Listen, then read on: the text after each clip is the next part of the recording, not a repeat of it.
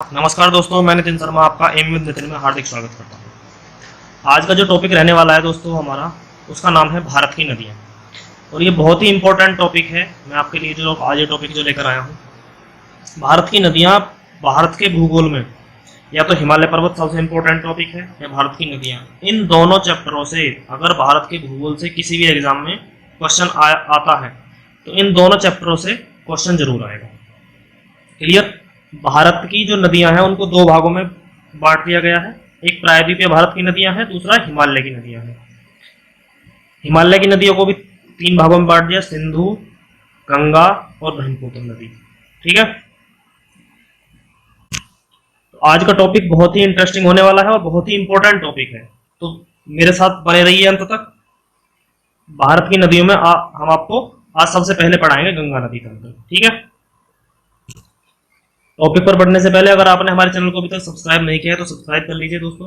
साथ के साथ बेल आइकन दबाना, आपको जिससे नोटिफिकेशन मिलता रहे कि हमारी नेक्स्ट वीडियो कब आ रही है।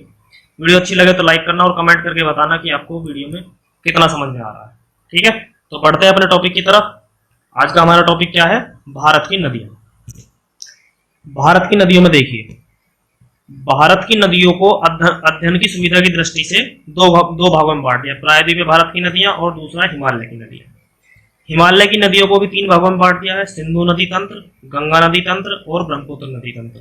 तो आज हम पढ़ेंगे गंगा नदी तंत्र को। उसके बाद हम पढ़ेंगे सिंधु नदी तंत्र और उसके बाद ब्रह्मपुत्र नदी तंत्र। अलग अलग वीडियो में पढ़ेंगे। एक वीडियो सिंधु नदी तंत्र की बनाएंगे, एक ब्रह्मपुत्र की, और एक वीडियो प्रायद्वीपीय भारत की नदियों की। ठीक है, तो 3-4 वीडियो में ये टॉपिक कवर होने वाला है दोस्तों। ठीक है, तो सबसे पहले आता है गंगा नदी तंत्र। गंगा नदी तंत्र है क्या? गंगा नदी तंत्र का मतलब है, देखिए एक बार इसको मैप में देख लीजिए।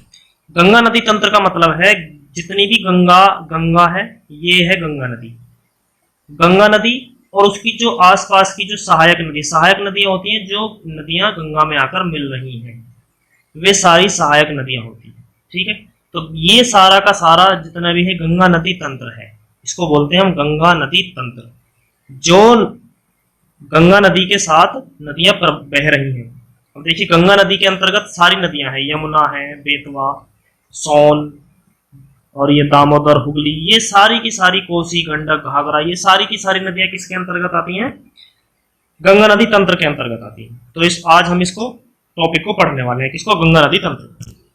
देखिए, भारत में सबसे बड़ा नदी तंत्र गंगा नदी तंत्र है।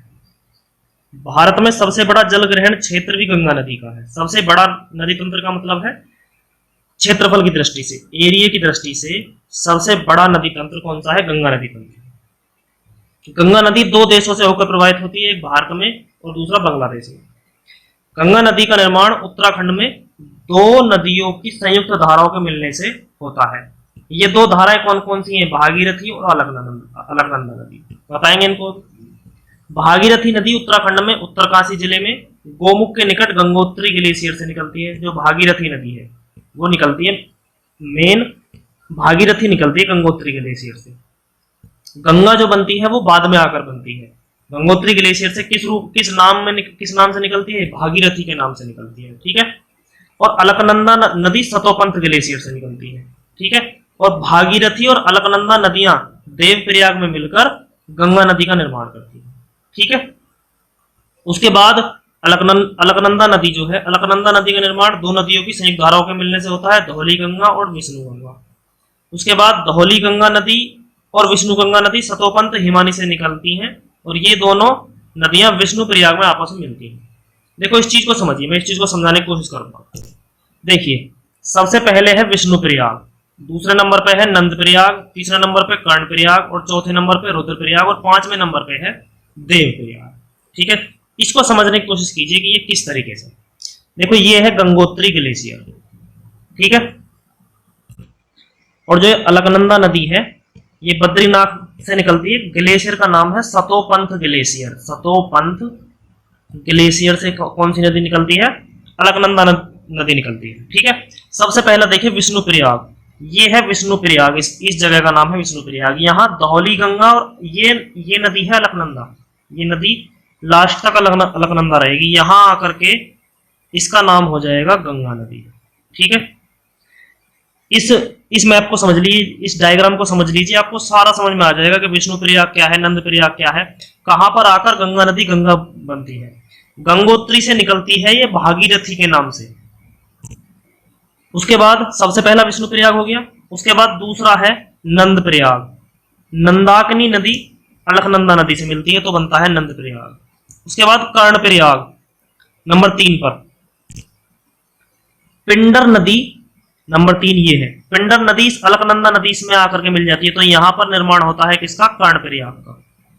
पहला है विष्णु प्रयाग, दूसरा है नंद प्रयाग, तीसरा है कर्ण प्रयाग। कर्ण प्रयाग के बाद नंबर 4 है रुद्र प्रयाग। रुद्र प्रयाग में कौन कौन सी नदी मिलती है, अलकनंदा नदी और मंदाकिनी नदी। कौन कौन सी नदी, मंदाकिनी ये वाली, जो कहां से निकलती है मंदाकिनी नदी, केदारनाथ से। मंदाकिनी नदी और अलकनंदा नदी ये मिलती हैं रुद्रप्रयाग पे आकर। उसके बाद ये अलकनंदा नदी और यहां से आ रही है भागीरथी नदी, ये दोनों आकर मिलती हैं देवप्रयाग पर, जहां से इनका नाम परिवर्तित हो जाता है और यहां से इसका नाम बन जाता है गंगा नदी। क्या नाम बनता है दोस्तों, गंगा नदी। और गंगा नदी फिर उसके बाद ऋषिकेश आती है और ऋषिकेश के बाद हरिद्वार और फिर आगे बढ़ती चली जाती है। एक और बात, भागीरथी नदी गंगोत्री ग्लेशियर से गंगा जो निकलती है वो भागीरथी के नाम से निकलती है। और भागीरथी नदी और भीलांगना नदी का संगम जो है वहां पर कौन सा बांध है, टिहरी बांध। तो टिहरी बांध वैसे तो है गंगा नदी पर, ये तंत्र जो है पूरा गंगा नदी तंत्र है, वैसे तो टिहरी बांध है गंगा नदी पर, लेकिन गंगोत्री ग्लेशियर से गंगा नदी भागीरथी के रूप में जब निकलती है तो भीलांगना नदी जब इसमें आकर के मिल जाती है तो वहां पर जो बांध बनाया गया है उस बांध का नाम रखा गया है टिहरी बांध। इसको हम भागीरथी नदी पर भी कह सकते हैं टिहरी बांध को, और गंगा नदी पर कहा तो वो तो ठीक है। तो ये दोस्तों समझ में आया, सबसे पहला विष्णु प्रयाग, फिर नंद प्रयाग, कर्ण प्रयाग, रुद्र प्रयाग और 5वां देव प्रयाग। सबसे पहला क्या है, विष्णु प्रयाग, धौली गंगा और प्लस अलकनंदा ये मिलकर के बनाती है विष्णु प्रयाग। नंबर 2 का नाम है नंद प्रयाग, नंदाकिनी और अलकनंदा ये मिलकर बनाती हैं नंद प्रयाग।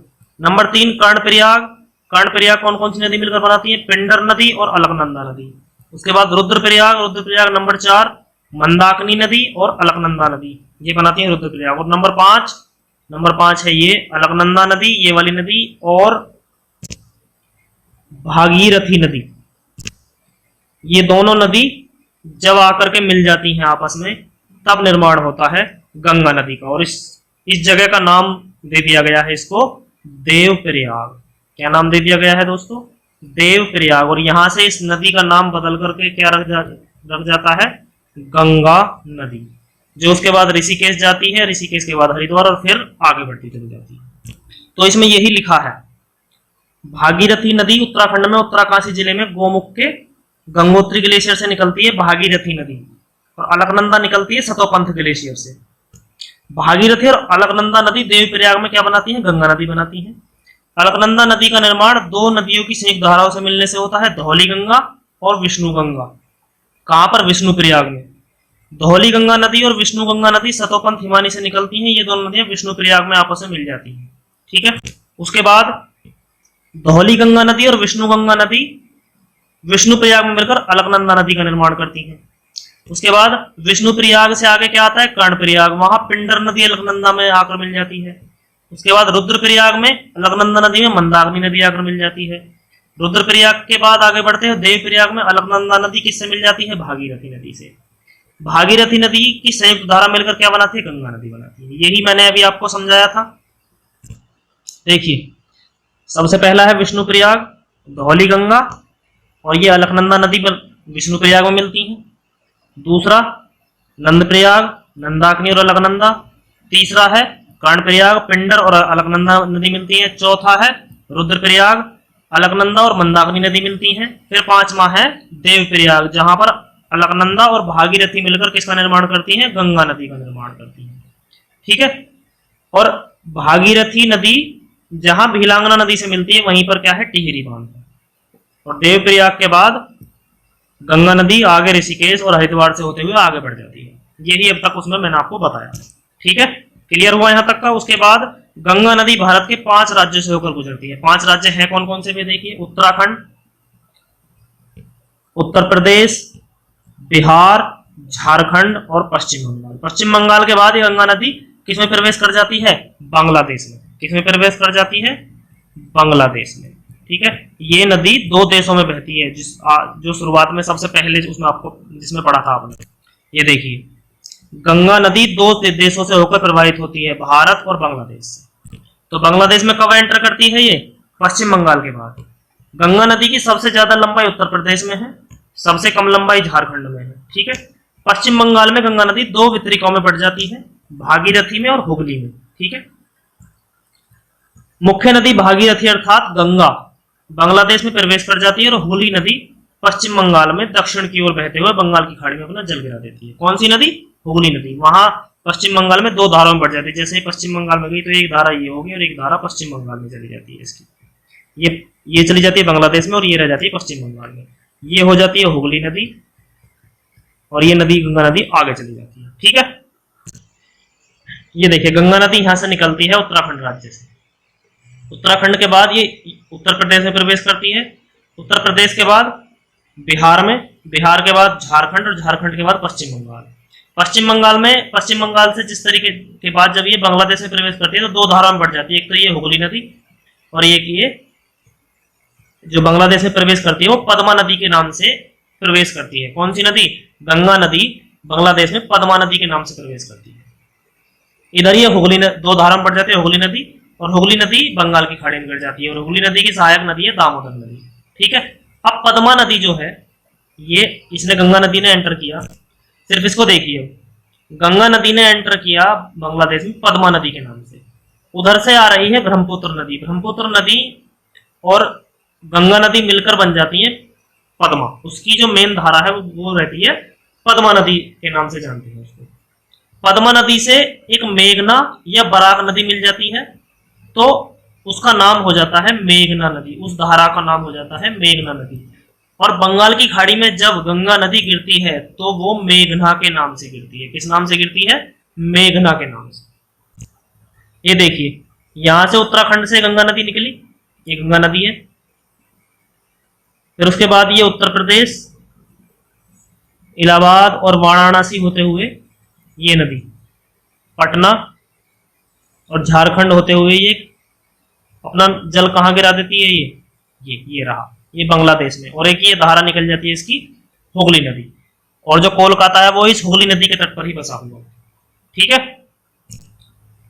पश्चिम बंगाल में गंगा नदी को भागीरथी नदी भी कहते हैं, कोलकाता हुगली नदी के तट पर ही स्थित है।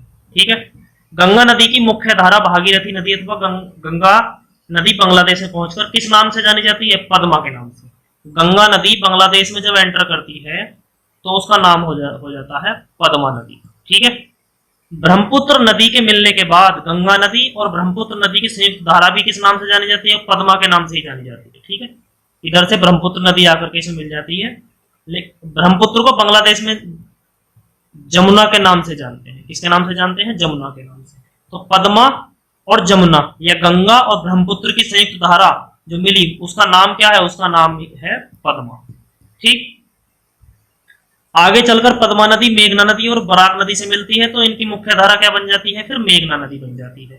और मेघना नदी ही बंगाल की खाड़ी में अपना जल गिराती है। ये मैंने बताया था, गंगा नदी बंगाल की खाड़ी में किस नाम से गिरती है, मेघना नदी के नाम से बंगाल की खाड़ी में अपना जल गिराती है गंगा नदी। ठीक है, बांग्लादेश में ब्रह्मपुत्र नदी को जमुना के नाम से जानते हैं, अर्थात पद्मा नदी और जमुना की मुख्य धारा क्या कहलाती है, पद्मा नदी। इसको समझिए, देखिए इधर से गई है गंगा नदी, इधर से आई ब्रह्मपुत्र नदी।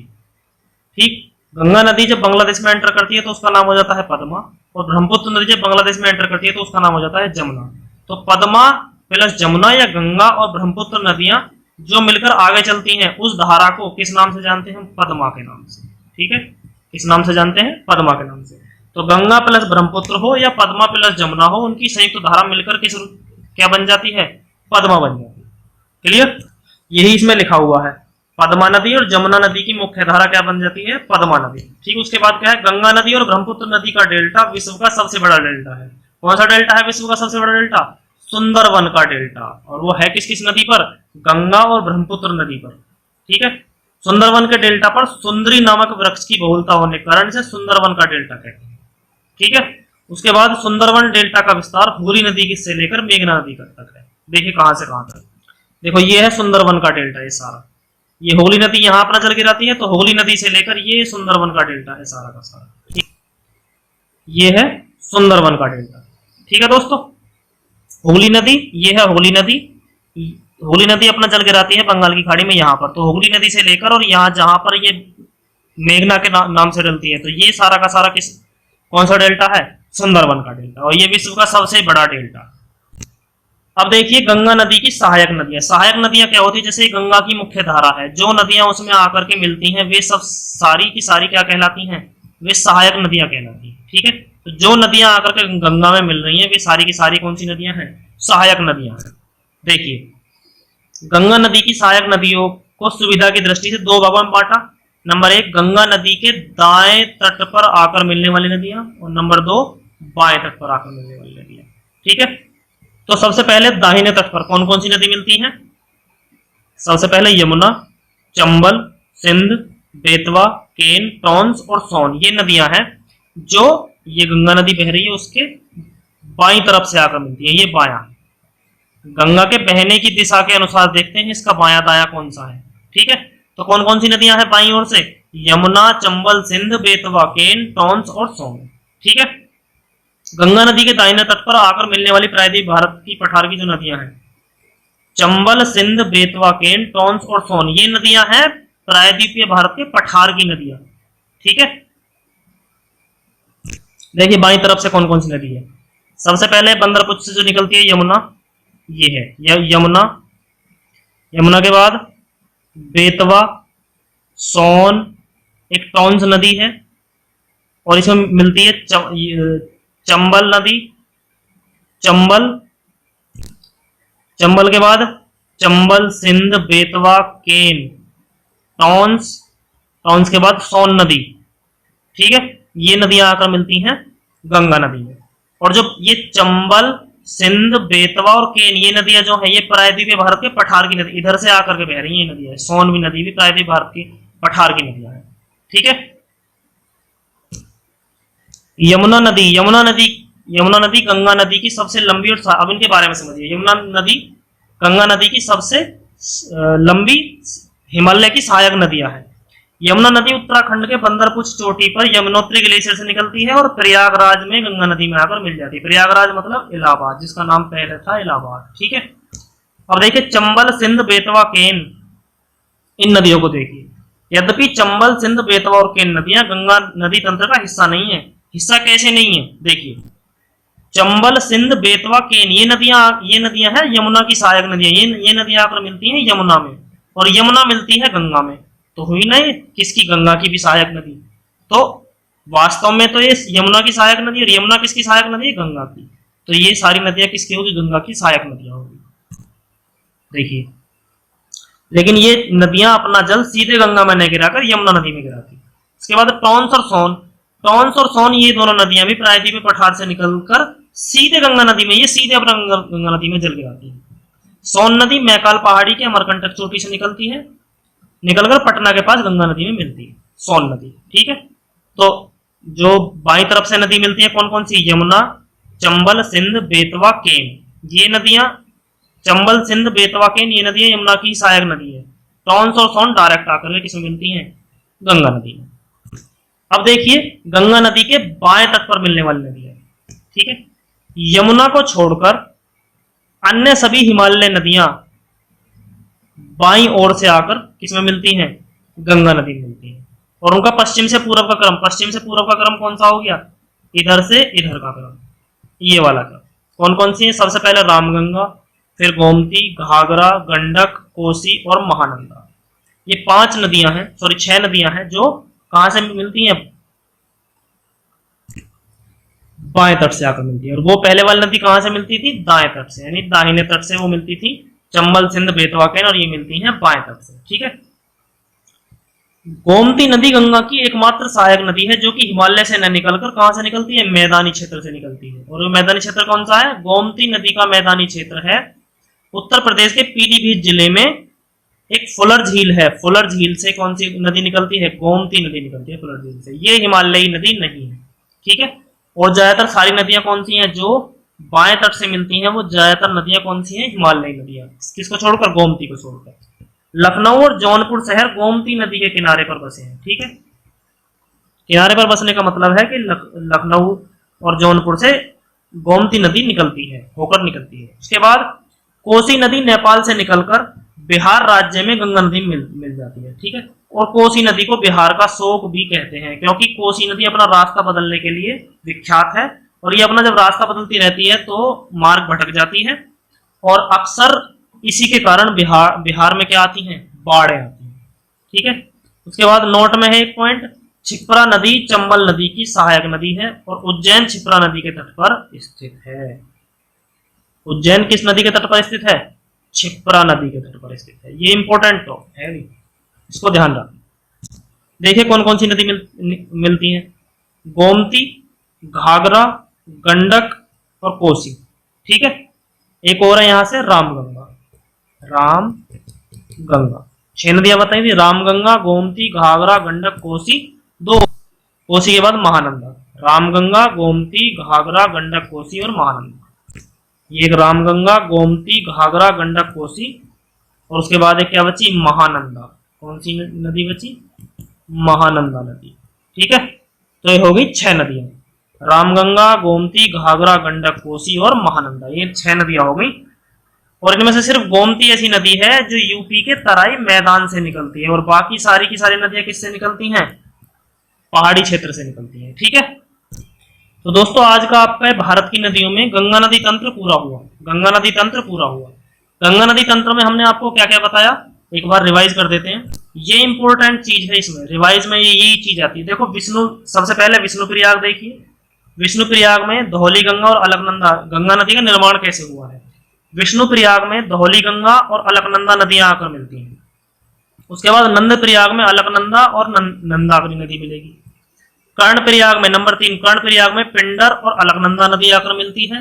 और रुद्र प्रयाग में मंदाकिनी और अलकनंदा नदी आकर के मिल जाती है। उसके बाद देव प्रयाग में इधर से भागीरथी नदी आती है और इधर से अलकनंदा नदी आकर के मिल जाती है। तो निर्माण किसका होता है, गंगा नदी का। गंगा नदी उसके बाद देव प्रयाग के बाद ऋषिकेश और हरिद्वार होते हुए आगे बढ़ती है। एक चीज तो ये थी। एक चीज क्या थी कि जब गंगा नदी बांग्लादेश में प्रवेश करती है तो यहां पर नाम है इसका गंगा, और बांग्लादेश में उसका जाकर के नाम हो जाता है पद्मा, ठीक है। उधर से एक नदी, इधर से एक नदी आती है ब्रह्मपुत्र नदी। कौन सी नदी, ब्रह्मपुत्र नदी, जिसका बांग्लादेश में नाम है जमुना। क्या नाम है, जमुना।